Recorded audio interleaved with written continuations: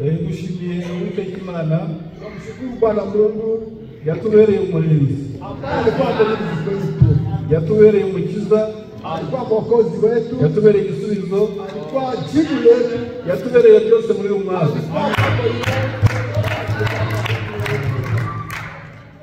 None dushoje umwaka amahoro. Tumekomesha mwaka salama. Ni tariki ya 31 imekuwa katika tarehe ya 31 ukwezi kwa 12 mwezi ya 12 mwaka wa 2023. Mwaka 2023 dushoje umwaka amahoro. Tumeukomesha salama Kandi turi kumwe. Tuko pamoja. Imana yadukoreye. Mungu aliyetenda hiyo. Turayishimira kabisa. Nubwo n'ubundi uhora witeka byose, ariko nta kundi twabivuga. Imana yarakoze irakarama. Yahabwa icyubahiro mu izina rya Yesu Kristo. Turahaguruka rero dutangira amateraniro. Tasimama ili tuanze makusanyiko ya leo. Turatangira na Zaburi ya 47. Tutaanza na Zaburi ya 47. Zaburi yo gushima Imana, Zaburi ya kumshukuru Mungu ya 47 ya 47. Turasoma mu izina rya Yesu Kristo. Mwamahanga yose mwe nimukome mu mashi. Amen. Muvugirize Imana impundu z'abanesheje. Amen. Kuko Uwiteka asumba byose ateye ubwoba. Amen. Ari umwami ukomeye utegeka isi yose. Amen. Atugomborera amoko tukayatwara. Amen. Ashyira amahanga munsi y'ibirenge byacu.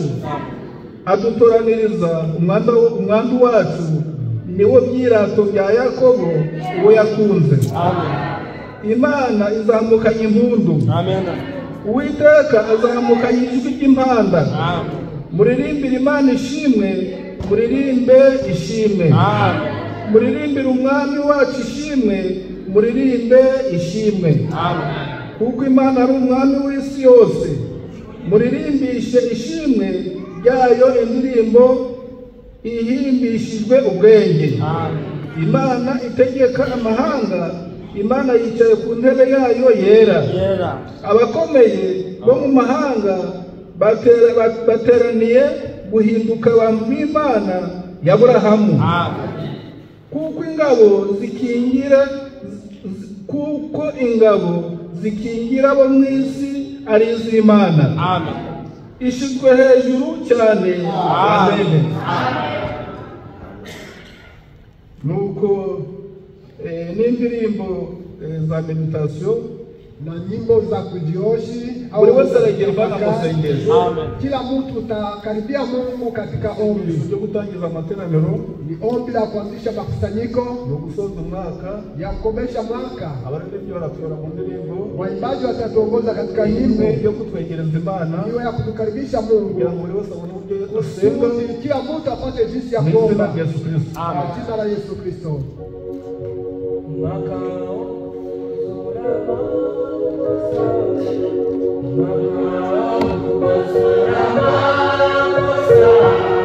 Together,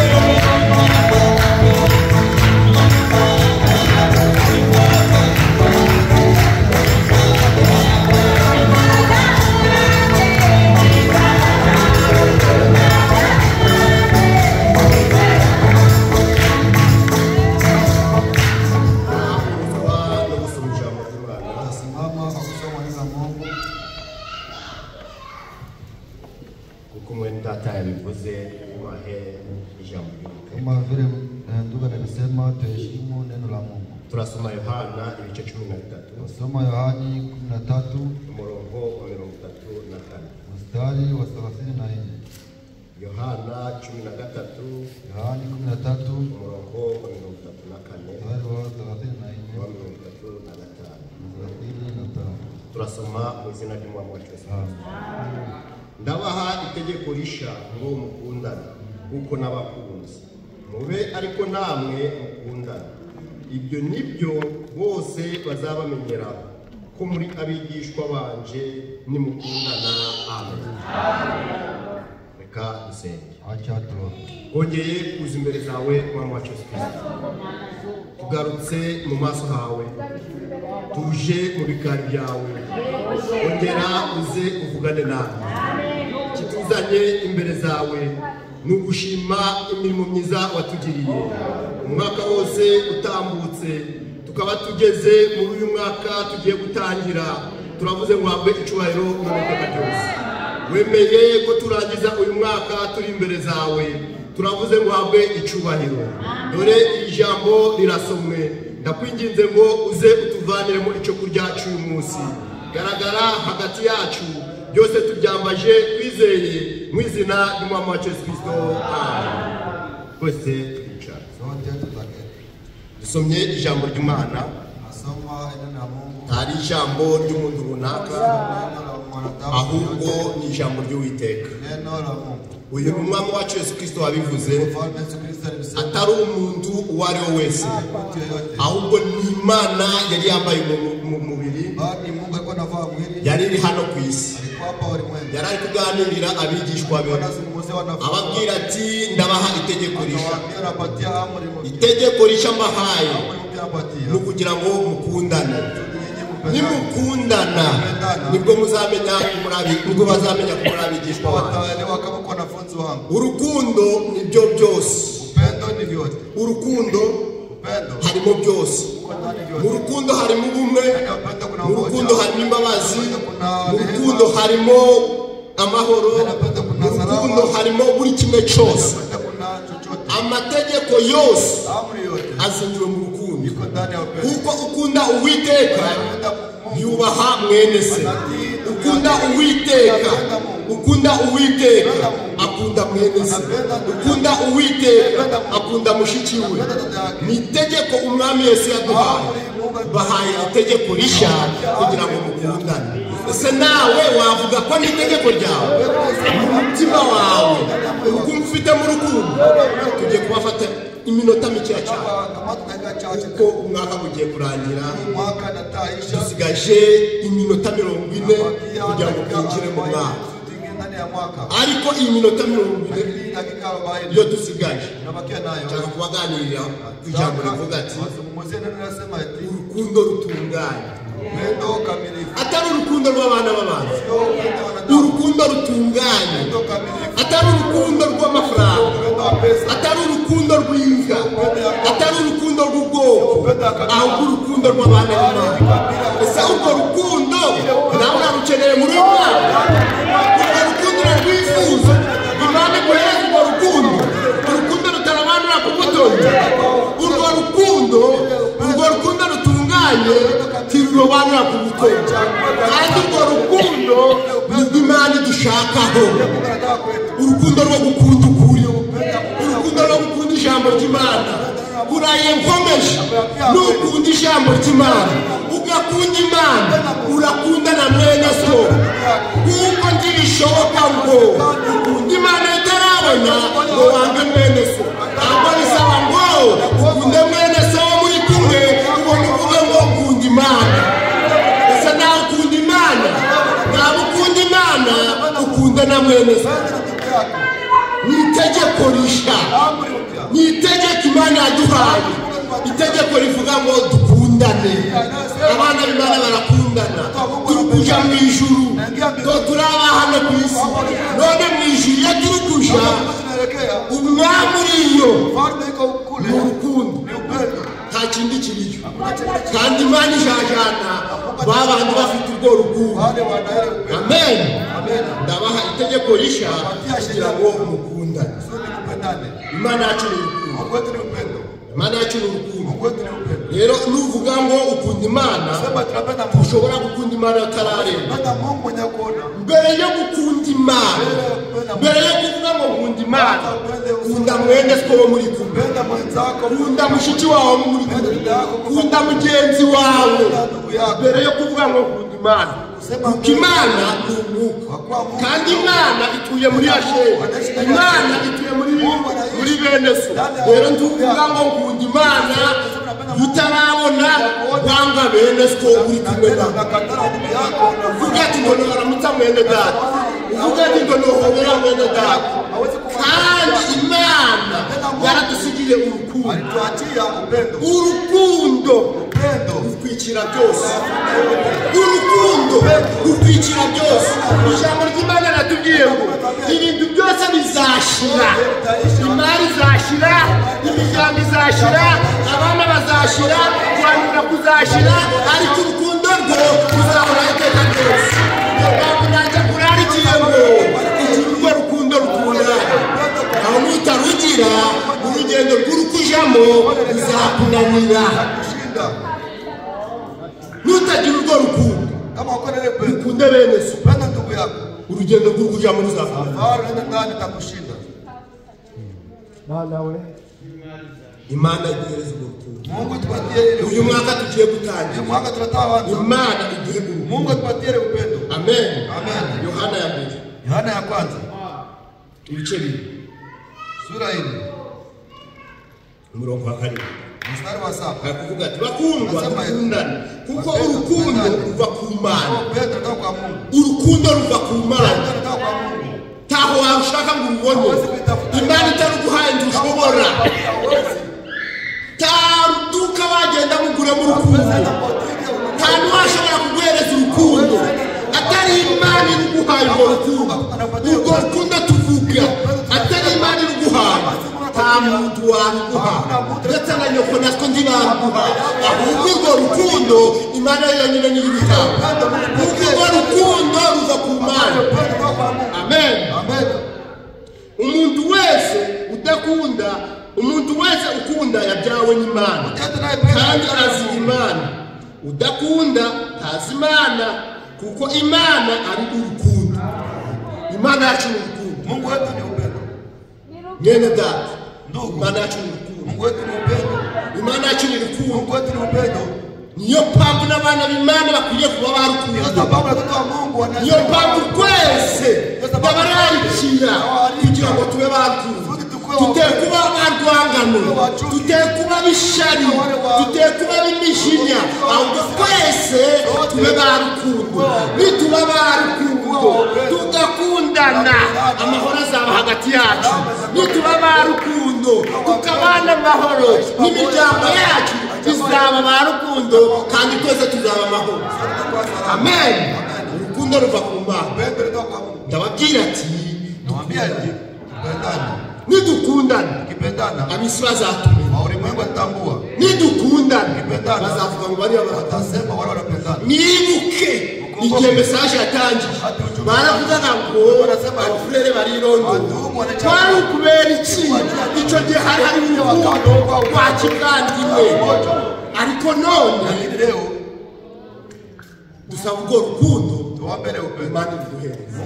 Urwo rukundo rutunganye, urwo rukundo nyakuri, urwo rukundo agapawe, urukundo rwa kimana turarukeneye mu mitima yacu. Ese nawe urarukeneye?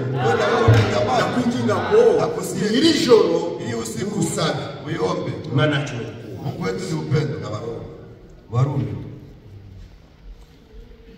Imana, Mungu wetu ni upendo. Waje utafite urukundo, hawezi enda mahali naona upendo. Nuvuga ati nkunda Imana, usema ati napenda Mungu, Imana izavuga ngo umunyabibi. Mungu atasema yuko mwenye uongo kubera kwanga nakatala fulani na fulani na fulani. Imana izakubwira ngo umunyabibi, atakwambia uko mwenye uongo. Mbere yo gukunda Imana, waanza kuzudu Imana Mungu bene sikumuri penda wa ndugu mnaishi pamoja. Madukunde bashiki bawe na kwanza wadada yako mnaishi. Ariko urwo rukundo tuvuga Tari runo rukundo rw'abisi. Nugira runo rukundo rw'abisi. Ruzatuma ukora ibyaha. Kuko urukundo rw'abisi rufatanyije n'amarangamutima. Urukundo Frère rufatanyije n'amarangamutima. Bizatuma uvuga ati kunze mushiki wawe. Ariko nugira urukundo rwa Frère urengera. Ahubwo mukunde kamushiki wawe mukujana mu bwami. Mugira urukundo agapawo. Urukundo agapawo ugira umupaka. Ile upendo kabisa agapawo nakuwa na mpaka. Uramukunda kuko ari mushiki wawe muri Kristo. Ni dada yako ndani ya Kristo. Uramukunda nakupenda. Tushobore kumukorera iki? Hautaweza kumtendea vibaya. Amen. Aho Frère. Lakini numukunda Frère upenda katembele upenda katembele. Utambua na ujue. Abaroma Warumi 12 umurongo wa 8 mstari wa 8 ari kuvuga ati timukagire umwenda wose keretse gukundana kuko ukunda timukagire umwenda wose keretse gukundana kuko ukunda undi aba asohoje amategeko kuko ibyo ngo tugasambane tukice tukibe tukifuze n'ayandi mategeko yose bihuriye muri iri jambo ngo ukunde mugenzi wawe kuko wikunda. Amen. Urukundo upendo nibwo rutuma udasambana. Ndiyo inaacha usharati. Urukundo nibwo rutuma utifuza umugore wa mugenzi wawe. Urukundo nibwo rutuma utarakarira na mwene se. Urukundo nibwo rutuma utifuza ibya bene se. Urukundo nibwo rutuma ubana n'abandi bose amahoro. Unaishi na watu wote salama. Amen. Amen.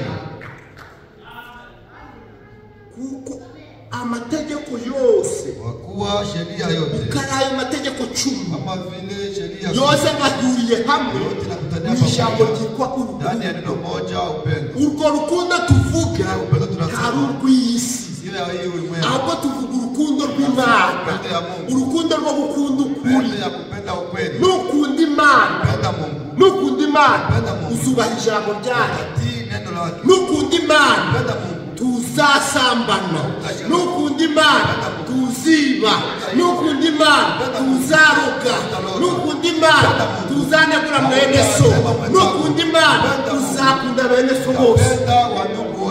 Amen. Kuko amategeko yose ahuriye mu ijambo ryitwa urukundo.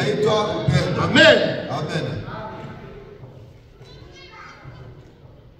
Ngo kuko ibintu tugasambane, tukice, tukibe,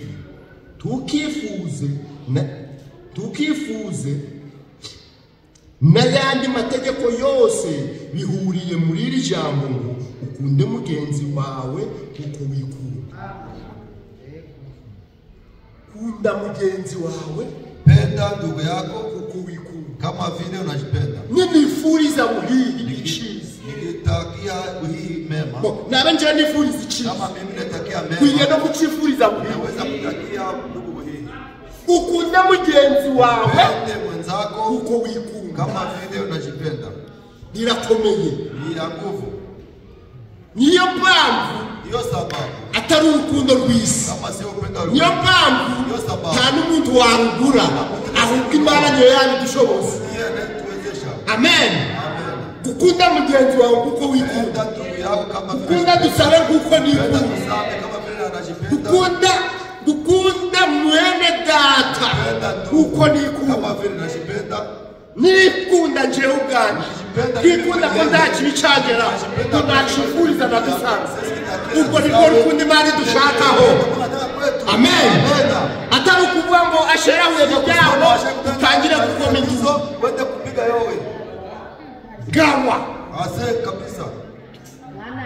Biblia tugiye ngo tugire rwa rukundo rwo gukunda mugenzi wawe kama vile unajipenda. Amen. Kunda umubiri wanje. Sinifuza ngo umubiri wanje ugereho icyago. Sinifuza umubiri wanje gukwane. Amen. Uko nifuza ibyo byose uko bisaba ngo nibifurize dusabe. Uko bisaba ngo nibifurize uwo twisharanye. Uko ni mwene data tukujana mu ijuru. Amen. Kunda umuryango wanje. Penda jamaa yangu na afya. Kunda mahoro. Kunda umudamu wanje. Uko mukunda ko ntacyo bicamugeraho. Uko bisaba ngo nifuze n'umuryango wa Asheri ko ntacyo bicamugeraho. Amen. Uko niko rukundo twari dushakaho. Kunda mugenzi wawe kuko wikunda. Uko rukundo ni rutuboha. Ile upende kutufunga vile. Ni rutuboha. Ikitufunga vile tutaishi pamoja salama. Amen. Amen. Kunda mugenzi wako kuko wikunda. Penda ndugu yako kama vile unajipenda. Ufite urukundo ukiwa na upendo tajirira mugenzi we nabi. Hafanyizie mwenzake vibaya. Amen. Amen. Ufite urukundo ukiwa na ile upendo tajirira mugenzi we nabi. Hafanyizie mwenzake vibaya. Nico gituma iyo sababu urukundo arirwo upendo ndiye. Nico gituma urukundo arirwo rusoza amategeko. Ndio sababu upendo ndio inatimiza amri. Urukundo upendo uko rusoza amategeko ndio inatimiza amri. Hakuna kitu chini ya upendo, hakuna kitu juu ya upendo. Frère Branham yabonye stati. Ndugu Branham aliona pyramid. Aliona ile pyramid. Abona ko urukundo. Anaona kama ile upendo. Ariko ruri hejuru. Hiyo iko juu.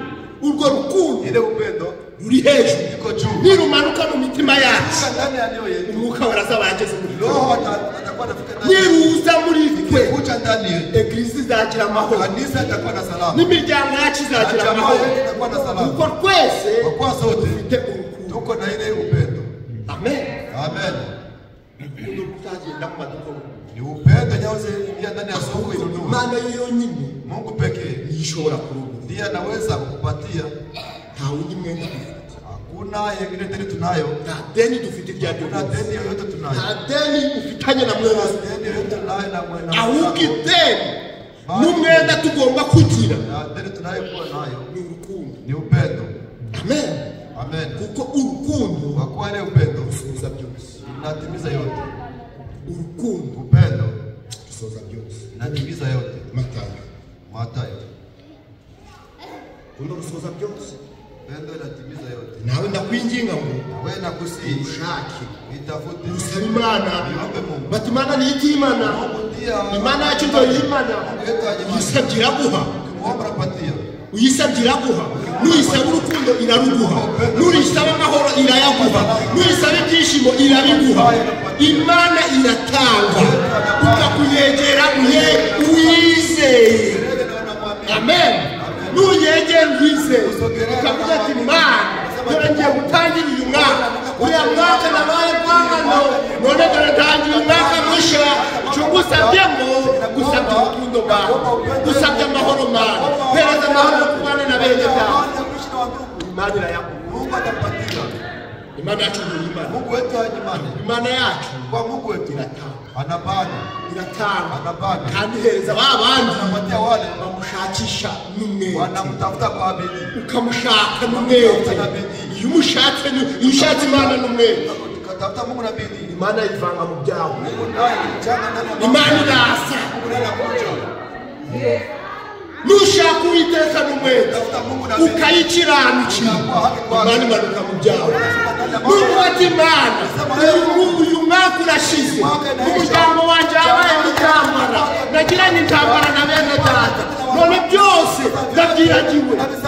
Nawe ubyibagiwe aho usabye ngo mbikwana na bene data amahoro kandi upereze urukundo rwo gukunda umuryango wanjye. Imana irabiguha. Mungu atakupatia. Amen. Amen. Tutangira urukundo. Tuanze mwaka na upendo. Urukundo, upendo ndo kwikira na tukazabe nyingi. Matayo. 24 22 urukundo upendo mwiza cyane ya mzuri sana 22 22 34 ariko abafarisayo bumvise yuko yatsinze abasadukayo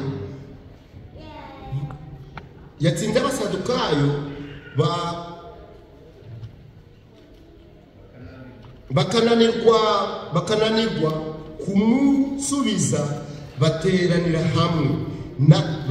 hamwe umwe muri bo umwigisha amategeko aramubaza amugerageza ati mwigisha itegeko rikomeye mu mategeko ni irihe? Ni ikibazo babajije Yesu, balimuuliza Yesu ngo mwigisha itegeko rikomeye mu mategeko ni irihe? yakubwa nawe aramusubiza ati ukundishe Uwiteka Imana yawe umutima wawe wose n'ubugingo bwawe bwose n'ubwenge bwawe bwose. Iryo ni ryo tegeko rikomeye ry'imbere. irya kabiri rihwanye naryo ni ukunde mugenzi wawe kuko wikunda. Amen. Ukunde mugenzi wawe kuko wikunda. penda ndugu yako kama vile unajipenda. Ukunda mugenzi wawe kuko wikunda. Muri ayo mategeko yombi, amategeko yose n'ibyahanuwe nimwo bihuriye. Amen. Mu rukundo ndani ya upendo ntacare mu rukundo bene data. hakuna kinaweza kupita upendo. Iyo ufite urukundo kuwa na upendo ukagira icupa na mwene so, hakuna kinafia na ndugu yako umubabarira atari yakugera na kusamehe bila kufikia. Iyo ufite urukundo kuwa na upendo ukagira icupa n'umugore wawe ukagira icupa n'umugabo wawe umubabarira ataraganira uwo niwe mutima w'abana n'Imana. Kuko urukundo nirwo rukwikira byose. Kuko ufite urukundo ntayakufuza kubabaza mu wese. Amen. Nugira urukundo wakwifuza kubabaza umugabo. Nugira urukundo urifuza kubana n'abandi bose amahoro. Ariko impamvu tubabazanya muri twebwe Amen. Amen. Babaza Yesu ati, wanauliza Yesu tubwire. Tuambie. Wali kumugerageza. Walikuwa wanamjaribu. Tegeko rikomeye. Amri ya yandi mategeko wengine sheria. Ni ya wapi? Sara basubiza ati, Yesu na wajibu wetu. Ndishe Uwiteka pende Bwana Mungu umutima wawe wose, ubwenge bwawe bwose, na akili yako yote. Irya kabiri ya pili ukunde mugenzi wawe kuko wikunda. Pende mwenzako kama vile unajipenda. Amen. Amen. Rero naomba sasa urukundo ile upendo Imana iduhereza. Mungu aitupatie. Amen. Amen. Amen. Wala. Urukundo Imana iduhe. Ile upendo Mungu atupatie. Turarukeneye. Naitaka. Sina urarukeneye. Wewe nawe unaitaka. Imana iduhe. Mungu atupatie. Niho tutazapfa ubusa. Mungu atafia bure. Niho tutazapfa ubusa. Mungu atafia bure. Abari 19. Walawe 19. Umurongo 17. Mstari wa 17. Ari kuvuga ati, tukangire mwene wanyu mu mutima wawe. Ni itegeko ry'Uwiteka. Ni amri ya Bwana. Buri umwe wese ariyizi mu mutima wawe. Tambua ndani ya moyo wako. Ari kuvuga ati, unasema tukangire mwene wanyu usikatalie mu mutima wawe. Zako ndani ya moyo wako.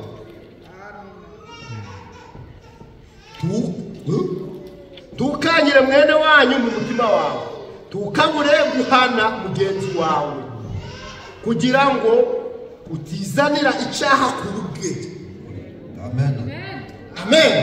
Biblia inatubwiye. Biblia tuambia eti tukangire mwene wawe. Usikatalie ndugu zako mu mutima wawe. Ndani ya moyo wako. Ariko twabaye abavandimwe. Tulikuwa wandugu. Turi abavandimwe.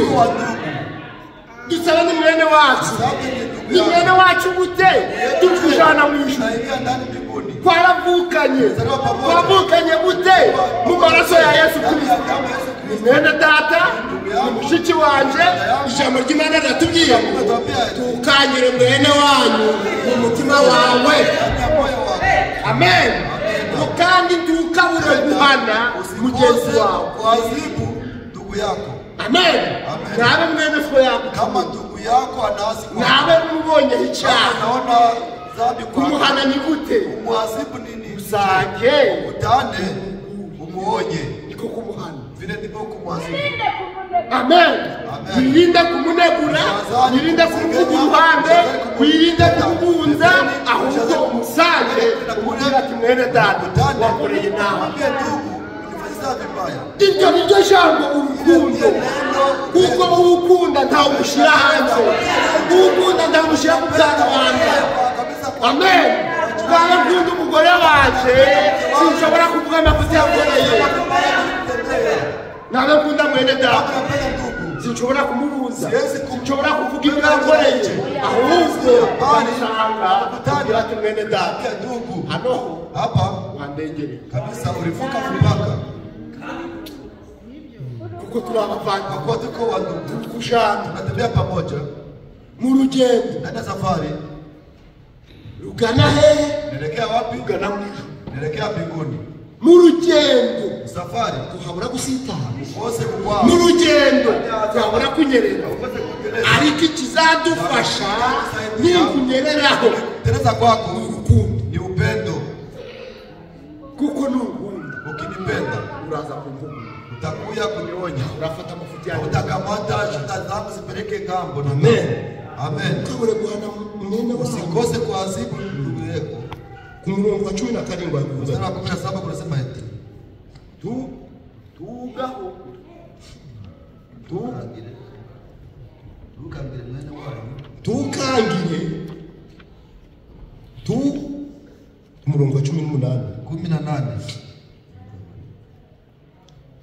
tugahore tukangire tukagire inzika abo mu bwoko bwanyu ahubwo ukunde mugenzi wawe nguko wikunda ndi Uwiteka Bwana Mungu iyo ndio ndahiro y'Uwiteka ile ndio lako ya Bwana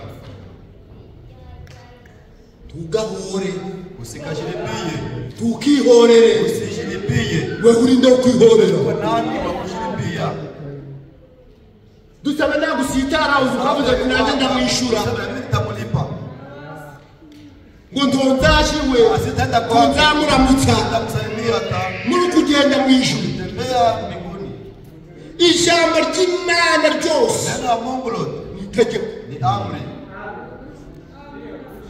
gusaba mwana twimbabazi omba ndugu yako msamaha Tegeko. amri nicyo kuko kwa kuwa mu rukundo ndani ya upendo harimo gusaba imbabazi na ndani kuomba msamaha urukundo harimo kwicara ndani ya upendo kunanyenyekeza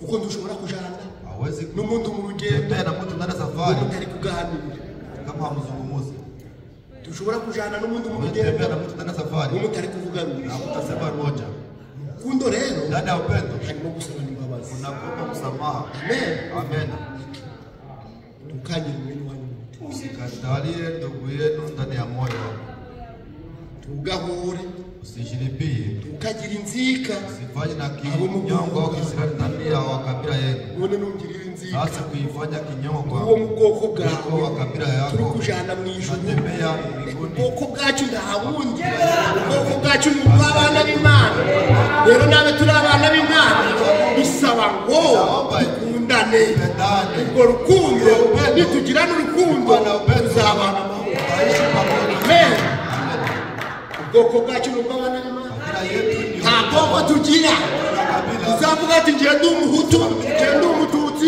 ngiye ndi umuki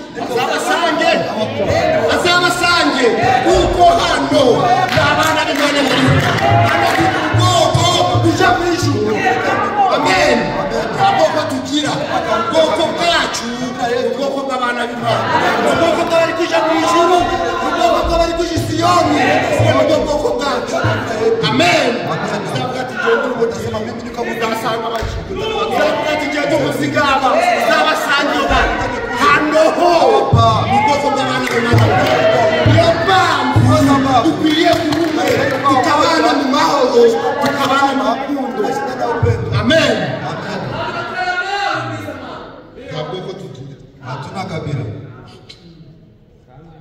ntabwo ko tugira hatuna kabila ubwoko bwacu kabila yetu ni watu wa Mungu bwo mu ijuru turukuja mu ijuru tunaelekea mbinguni niyo turukuja rero nawe nawe tuja mu tunaelekea mbinguni ubahiriza ijambo uzavuga ati tekubabaza mwene data tekubabaza mwene data nawe hari icupa na mwene sinafia na ndugu yako wewe utakusamehe utitaye utavuze ngo yakore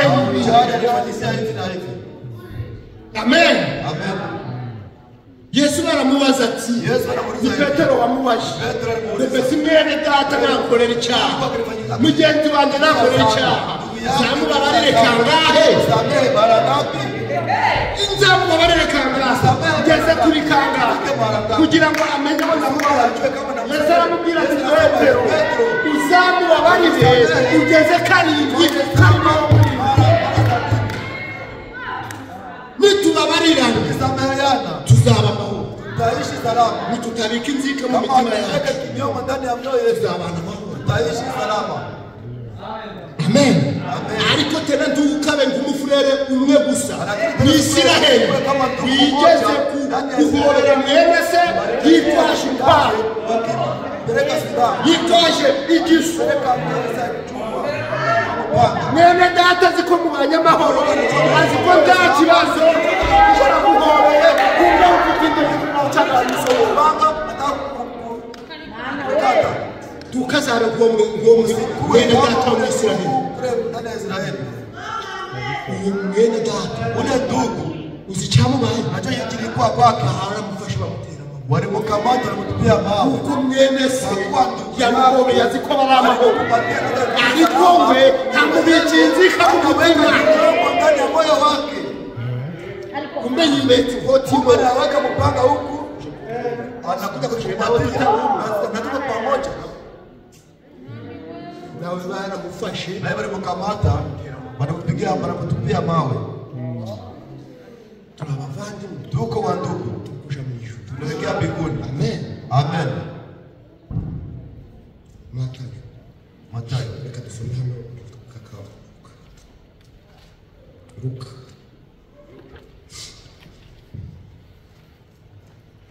gatandatu Luka sura 6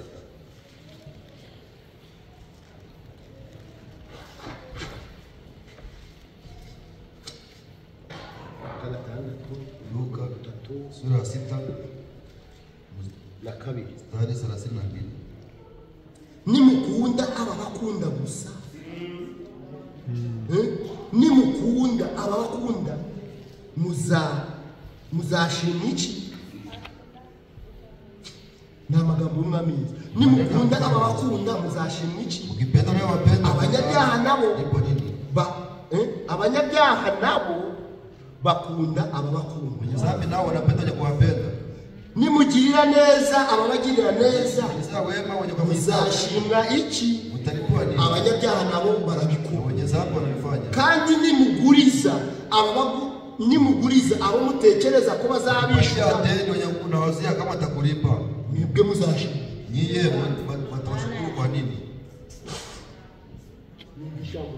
usikie neno la Bwana hari ijambo ryashimwe sio neno la ndugu Asheri hari ijambo ry'umuntu runaka sio neno la mtu ahubwo fulani ni ijambo ry'umuntu bali ni neno la Bwana ijambo ry'Uwiteka ryatubwiye neno la milele nasema nugirira neza dusanga ukifanyizia yuko yakugiriye neza uzahema iki utalipwa nini numuguriza yuko atekereza kuzamuca ukisha patia deni unawazia kama atakulipa ni igice uzahema ni nini utalipiwa ahubwo mu rukundo rw'Imana bali ndani ya upendo wa Mungu nuwakugiriye nabi mwenye kufanyizia vibaya na adui wako wote unawapenda ukomeje uyu murongo ukiendelea kwa mstari unasema eti so wo mwijuru baba yenu wa mbinguni agirira ababi nabi anatendea wabaya na wazuri bose akabavumira wote anawapatia mvula namwe nanyi mube nka so mkue kama baba amen Amen. Matayo bari kuvuga ngo Mathayo kunasema je? 5. Mathayo sura 5.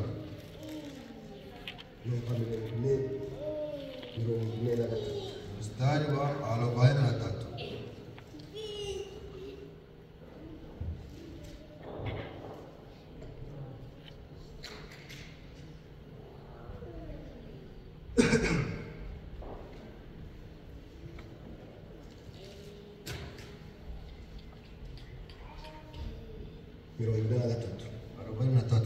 Numvise ko byavuzwe ngo ukunde umwanzi ukunde. Numvise ko byavuzwe ngo ukunde mugenzi wawe wange umwanzi wawe. Uwo ni Yesu. Ule ni Yesu. Ari kwibutsa abandi. Akumbusha wanani? Abisiraheli. Waisraeli. Ari kwibutsa abafarisayo. Akumbusha kubera kera kwa zamani dusara mukagamvanye imishisho. Nawe bakamuvana imishisho. Byari itegeko. Ilikuwa ni sheria. Yavana miryinyo. Nawe bakamuvana miryinyo. Ariko mu bukundi Yesu Musikie vile Yesu anasema. Numvise ko byavuzwe ngo ukunde mugenzi wawe wange umwanzi wawe.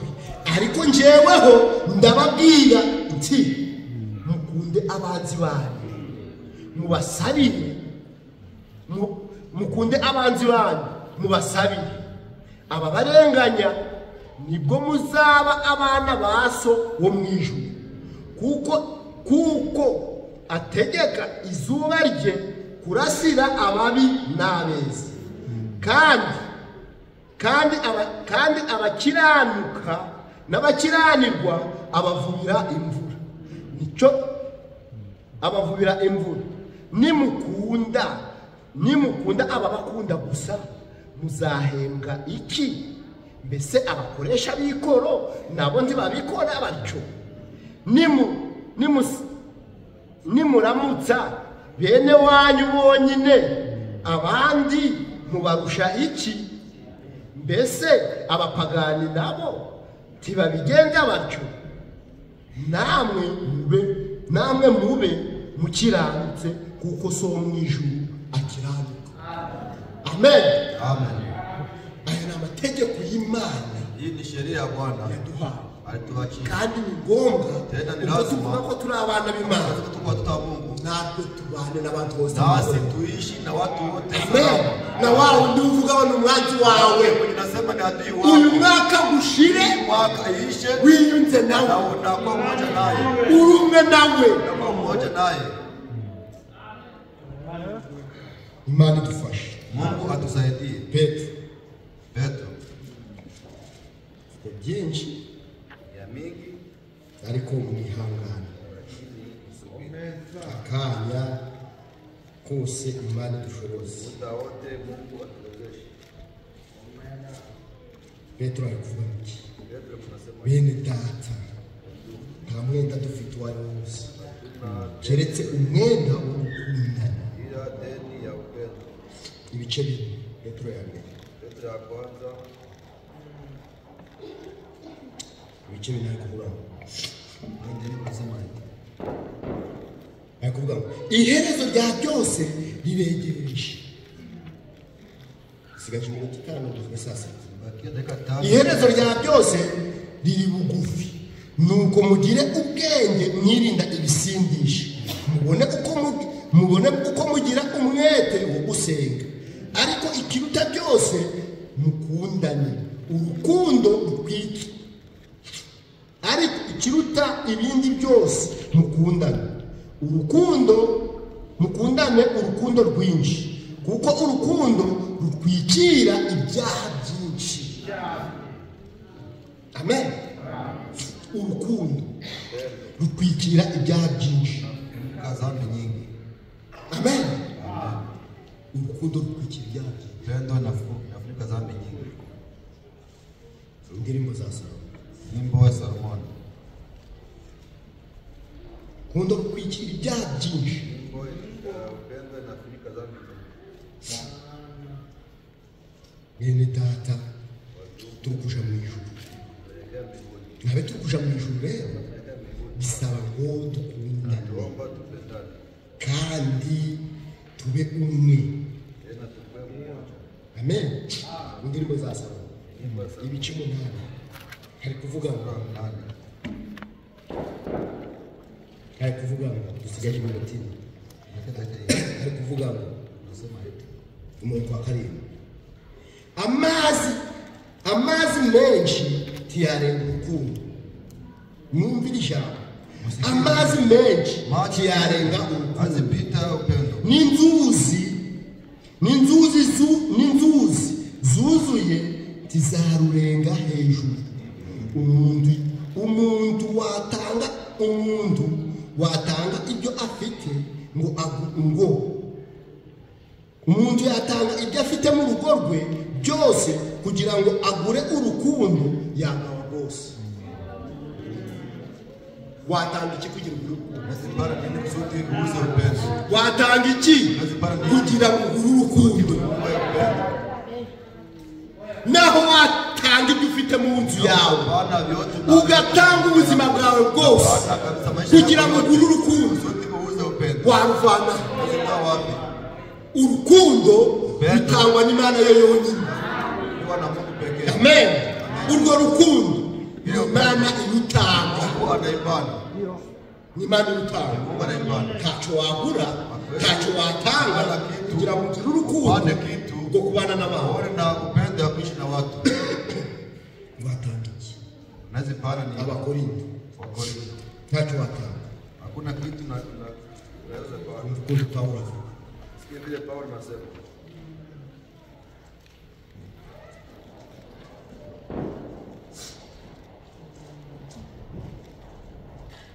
Saa yagiye. Saa zinaenda. Watanga iki kugira urukundo? Para nini kusudi uuze ile upendo?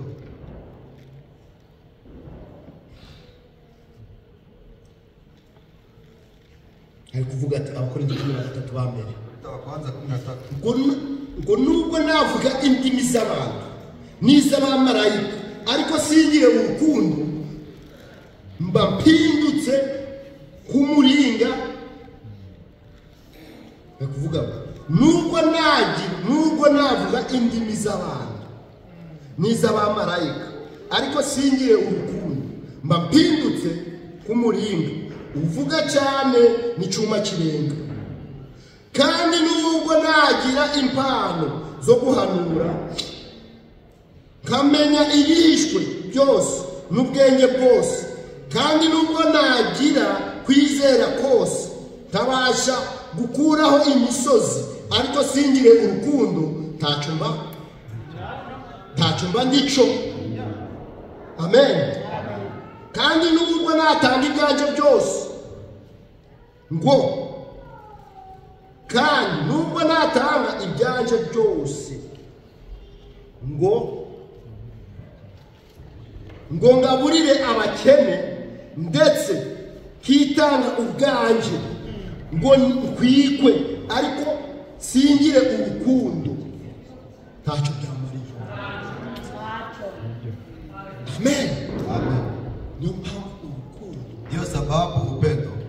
sasa zageze. Sasa Tuhaguruke tulipaze na tusimame tumwabudu Bwana Mungu. Sasa zageze. Sasa zinafika.